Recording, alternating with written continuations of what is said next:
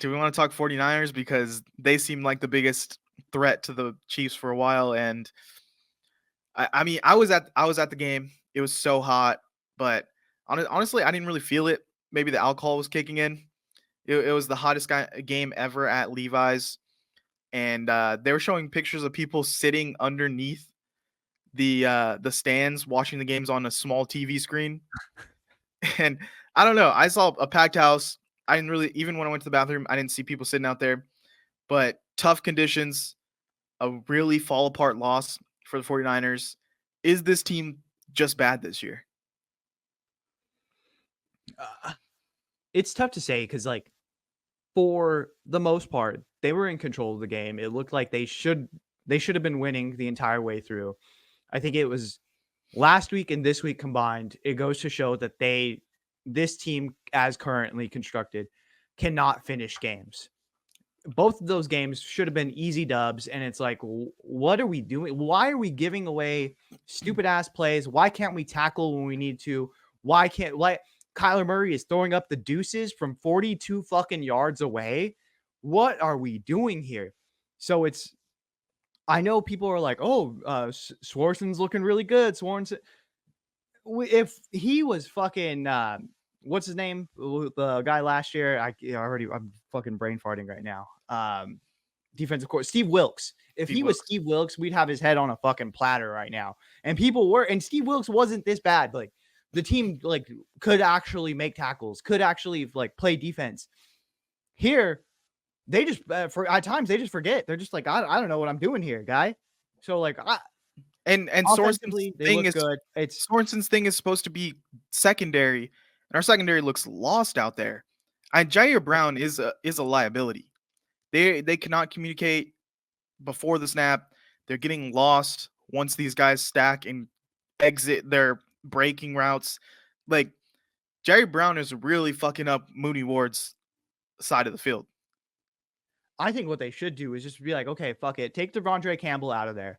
Move Jair to linebacker and then put someone else back there that can actually cover. Because at least then he has that ability to kind of fly all over the field. He'd be a lot faster than Campbell. Campbell, we just seen, is just, again, he is a liability in coverage. He's just an old school style of linebacker that this team does not need. So let's get him out of there. Let's move Jair down, and then let's put someone else back there that can actually cover. Yeah, I mean, maybe just see if Mustafa can develop more. And Ufunga is not really making the highlight plays that we're used to him seeing. He's just kind of there at this point. And then, I mean, I think Demo and Mooney Ward are playing decent for the most part, but it's just we're giving up chunk plays in the middle of the field constantly, and it's on third downs mostly. And we just can't get this defense off the field in moments where it's like, listen, we're running away with this game. If we just make a couple stops, this shit's over. And then on the offense side of the ball, can we punch in any touchdowns? In the red zone, in the baby zone, can we get any 6 points in? All right. So we know Christian McCaffrey's out. Jordan Mason, in theory, should be able to punch these in. So Jordan Mason should be able to he's that power back. But, like, once it gets down to the red zone, he just, like, again, it's one of those things, like, I don't know what his problem is or what, like, he just gets so short-sighted, or maybe he's tired because Gurindo sucks. Like, I think we're ready to kind of give up on that. Let's just move Breida into that second spot. Yeah, why have we not brought up Breida to give some relief to Mason? He got a couple of snaps this past game, and I think that we're going to start to see more and more of him because Gurindo is just not it. Like, I'm done with the Gurindo experiment. Let's go ahead and move off of him. Let's go to Breida, someone that is proven in this league to be able to get yardage and at least give Jordan Mason a break. Yeah.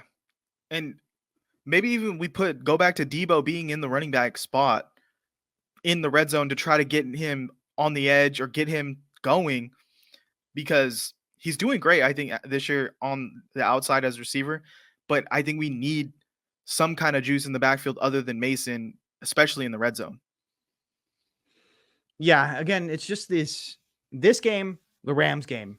Both of those games just proved that they just need to learn how to close it out. Like, And I think it is the defensive side of the ball, if we're going to be completely honest. Yeah, if the obviously if the offense could punch in touchdowns rather than field goals, that'd be ideal. But right now, it's just kind of where we're at.